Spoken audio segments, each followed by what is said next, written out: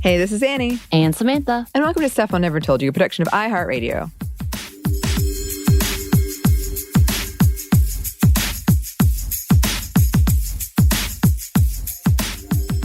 And y'all, we are back with another Monday Mini. And it's my journey because, we're taking little turns. And I'm like, let's see what's on the internet. And then I'm going to talk about it, whether I'm confused or excited or just really need more context. All of those things. And well, I hate to tell y'all, but you and my partner have created a monster. A very cozy monster. However, yes, I'm talking about me because I have become a little obsessive. Annie, I may have stayed up till 3:30 last night playing a few games, making sure all of my creatures were okay. Oh my. I have woken up every morning, done my coffee, and then jumped into my games because a couple of them are in real time. So certain things are available only at certain times. So I'm trying to hit it all.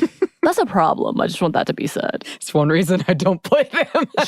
Perhaps others, but I still love it. And a shout out to the listeners who are sending some amazing recommendations and giving some amazing context and info. First of all, Helena, thank you for the follow-up on Delicious Emily. I knew it was a big thing.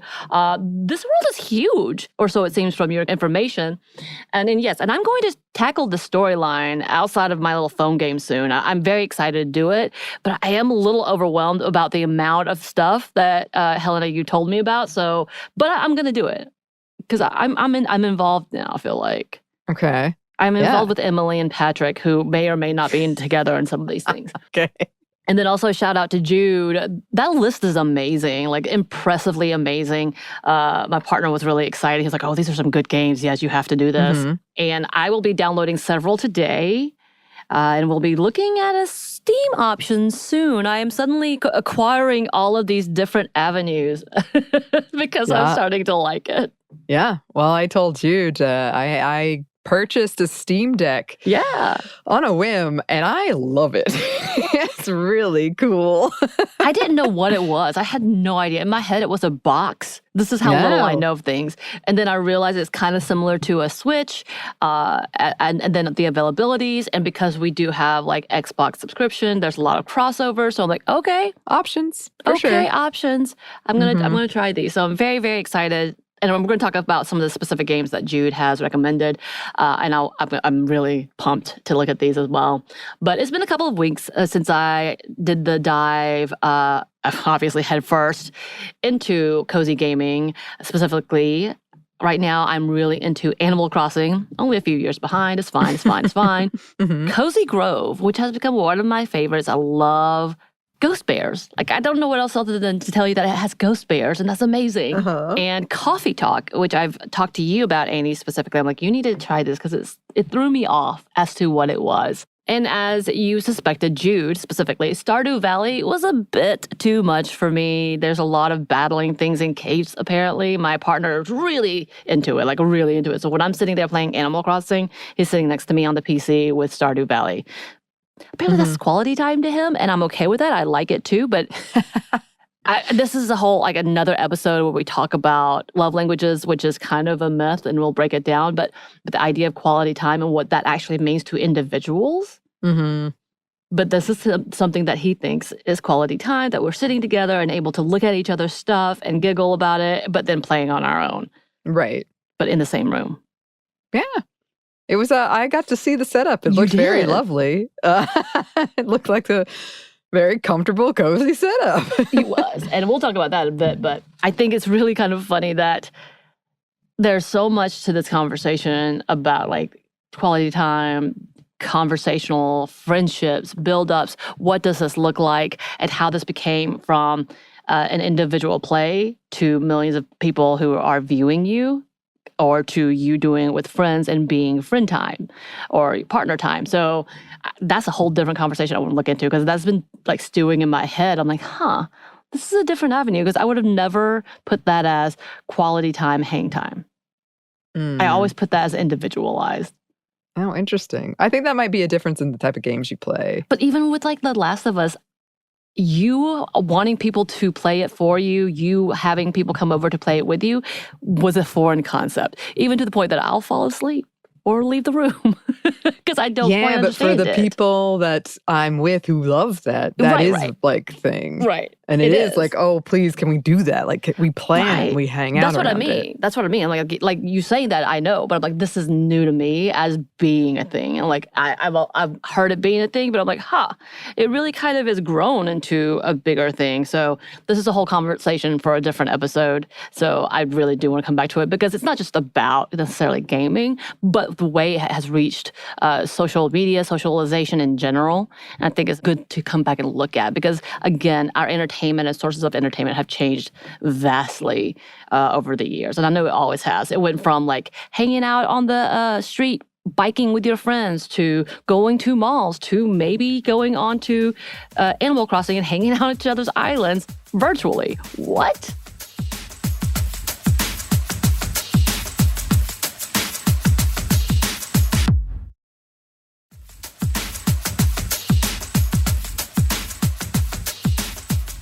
Let's take a little deeper dive again. And a good question that I've seen across platforms is cozy gaming a gendered thing?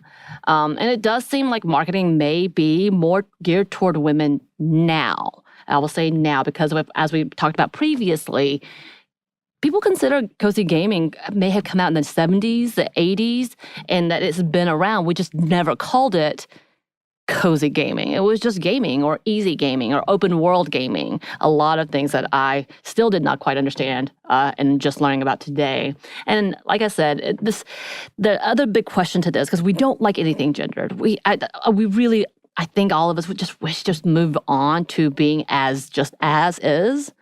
I think when we talk about women like being the first woman to do this or being the only Black women to do this or the only Asian woman to do this and having to celebrate that as a niche instead of being celebrated as whatever you have done being good at, right? Mm-hmm. And that's kind of the same thing with this. But, that's the conversation is this being gendered a bad thing or is it just really more of a starting point? The article we mentioned last conversation around cozy gaming, they talked about the fact that though it does seem games like Animal Crossing and others may seem to be aimed toward women, it's not necessarily a bad thing. And that it actually has shown that, hey, women actually want to play. People who are not typically geared like men, young boys, have always been geared at these advertisings and all marketing has suddenly switched to being like, okay, women like it too. And actually being considered gamers. And again, we talked about that last time and how this is a good change, but still like, annoying change, I think. And also just as a reminder, not too much information on whether all of these numbers are accurate or any of these statistics are accurate. That article we were talking about earlier from thegameindustry.biz, they said, a recent study showed a marked genre preferences between genders. Cozy games were not featured, but the two genres in which women made up a majority was casual and mobile. And I know we talked about that because I love a mobile game. Among developers, there's a general agreement that while the cozy audience skews slightly towards women and girls, the genre's future demographic is unclear. For sure, plenty of men enjoy cozy games. Animal Crossing's New Horizons, players' gender split was about even.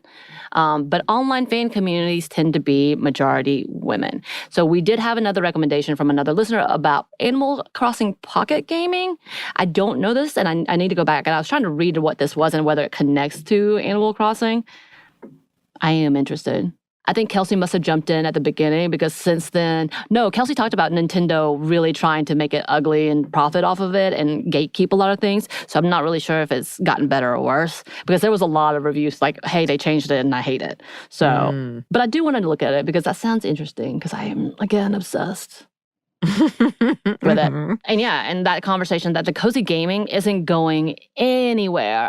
As in fact, you and I talked about the fact just before we started recording how, yes, cozy gaming kind of came around when we were more sheltering in place, quarantining. Again, it's been around before then, but since then, the popularity has grown so much so that it's grown its own genre or category. And I'm like, what qualifies cozy game? We already said the vibes and stuff, but there's other games that there's like storytelling that's not necessarily cozy, right? That's what we would say. Yeah. I think these are the kinds that Anney likes if you can't tell by her face. You can't see her face. Well, no, I just think a lot of I think I think it has to be kind of like the graphics are important, the music's important, and I think sort of the vibe of like for most people, not for me apparently, but for most people, like a low key vibe. A low key vibe. Yes, it is. That's the low key vibe, which is the one that makes you kind of panic a little bit, right? Yes. Yeah. That's interesting to me. So like I said, it's not going anywhere. And the fact that the estimated worth for gaming industry is more than $320 billion, this should happen by 2026, so 3 years from now, with a chunk of that coming from casual gamers or social gamers. It seems like it's only going to get bigger. I've seen more and more advertising, more and more going into this category. I think for a while, I don't know if Xbox doesn't have that category right now, but Switch absolutely has jumped in 120,000%.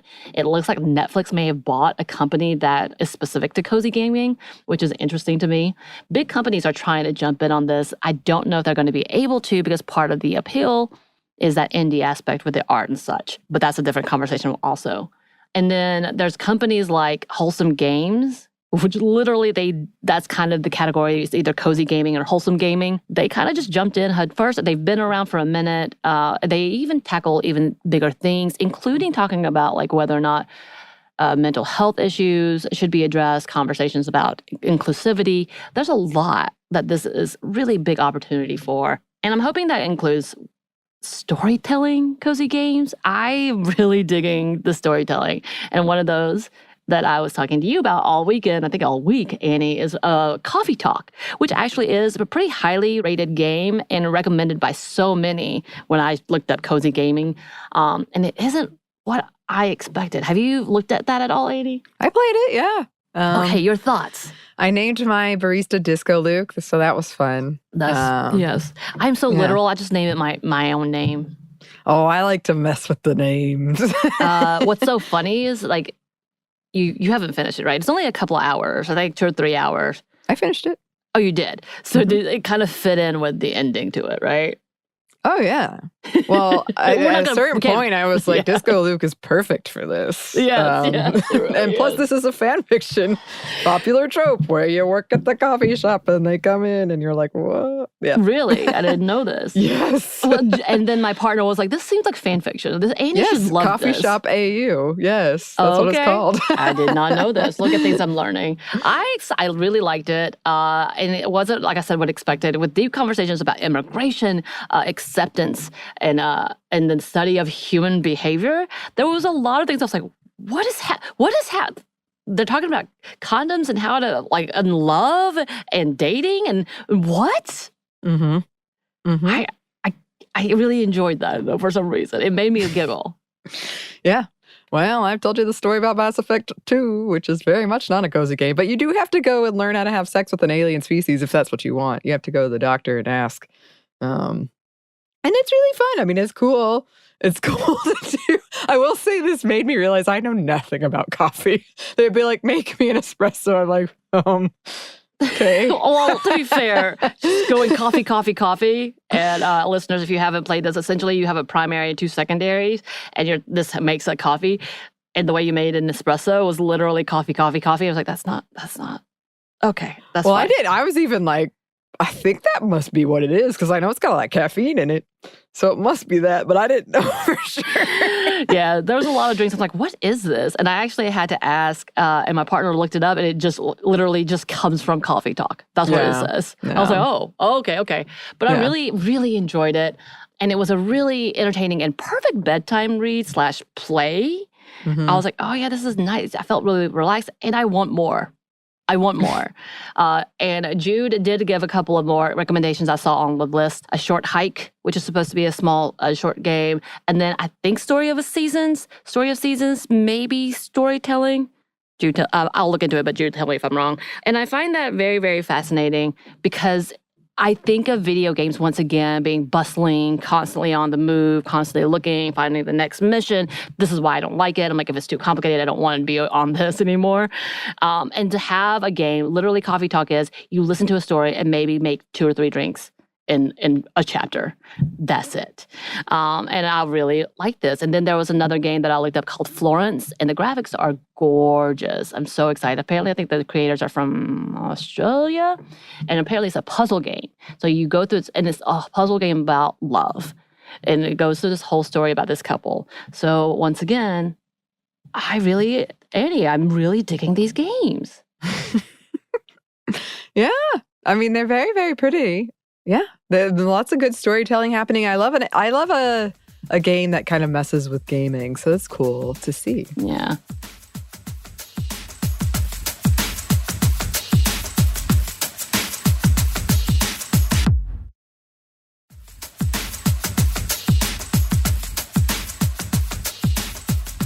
There's a couple of other games like The Witchy Life, as well as Potion Making, I believe, which apparently has a conversation about mental health. Like you have to brew different potions to help address specific needs of the villagers and the witches, and it could include elements like mental health elements and all of these things. I haven't played it, so I can't tell you exactly what it's about, but it does tackle a little bit about mental health within a gaming system, as well as talking about relaxation and taking a moment to look deeper.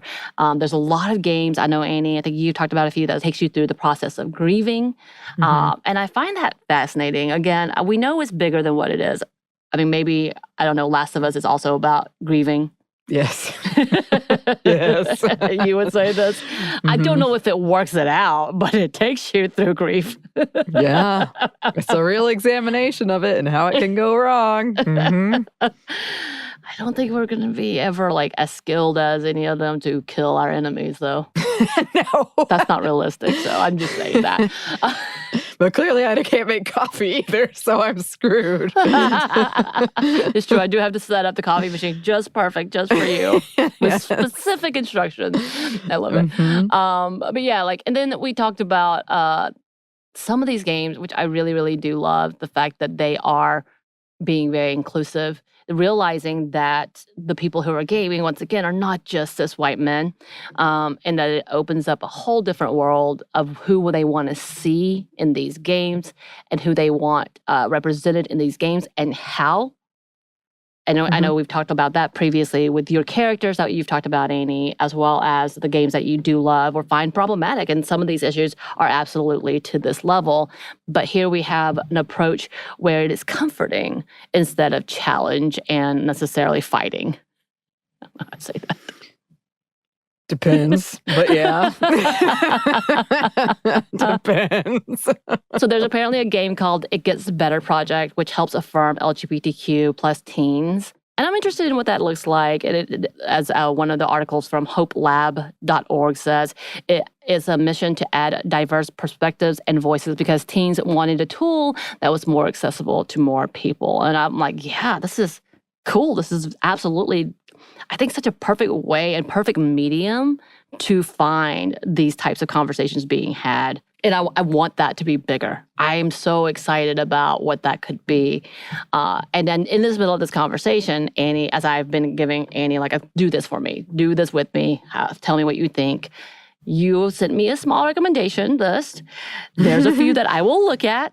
There's a few I probably won't look at. I am really interested in one of them, Gone Home. Yes, Gone Home sounds like the one you were just talking about, because that is like, it's a coming out story, but you think it's a ghost story. So you're visiting home, and your family isn't there, and you go through and try to figure out where they are, and through like reading journals or exploring, you discover the kind of this your sister. Going through this coming out story and what happened. And it's really, it's just like an interesting, it's not long, it's not hard, but it was an interesting take on that. I will say, like, a lot of these I sent you, and I think you should just look them up, but I wouldn't play them. Because I just know they're not for you, but they are really cool. And the reason I sent them to you, I called them like not cozy games, is because I think they're similar in terms of like, here's your puzzle aspects. Maybe there isn't an overarching story. Maybe there is, but they're just darker. Although, like, the first one I listed Braid is very beautifully animated, but it's also kind of a complicated puzzle game. So. Okay. Do I have to shoot things? you don't have to shoot things, but it's like, imagine like a scroller like Mario where the screen's always moving, but you have the power to reverse the screen. So your puzzle aspect is you have this ability to reverse. And then it has a really cool /dark message at the end, but I like it. Yeah. I also, Oxenfree I love. I've mentioned it before. Oxenfree.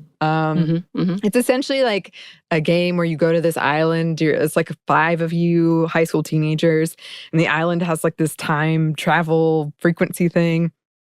And there are speech bubbles you can choose. So it'll be like, how do you feel about this person? There's 5 speech bubbles.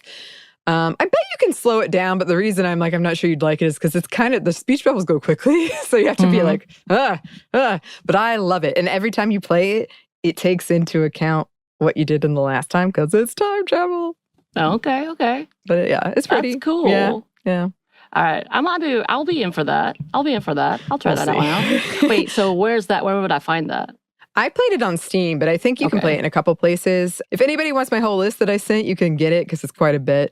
I would also say Journey. Journey is very pretty. It came out in 2012. Right. It was made by women. I play it on PlayStation, but I think it's in other places too. But it's essentially a game where you just explore a really pretty landscape and sing. To communicate. That's interesting. Okay, I'm down for that too. I want to try that. Yes. Oh, yes. We love these recommendations so much. Thanks for taking the time to do them, to make them, and send them to us. If you want any from us, let us know. You can email us at stuffmediamomstuff@iheartmedia.com. You can find us on Twitter @MomStuffPodcast or on Instagram and TikTok @StuffOneNeverToldYou. You can also listen to us on YouTube if that is something that you would like to do. Yes, thanks as always to our super producer, Christina. Thank you. Yes. And thanks to you for listening. Stuff I Never Told You is a production of iHeartRadio. For more podcasts from iHeartRadio, you can check out the iHeartRadio app, Apple Podcasts, or wherever you listen to your favorite shows.